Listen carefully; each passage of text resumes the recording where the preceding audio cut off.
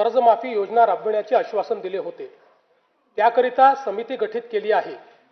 राज्यातील 30 सप्टेंबर 2025 रोजी पीक कर्ज थकीत असणाऱ्या पात्र शेतकऱ्यांना 2 लाख रुपयापर्यंत कर्जमाफी देणारी पुण्यश्लोक अहिल्यादेवी होळकर शेतकरी कर्जमाफी योजना मी आज जाहीर करीत आहे।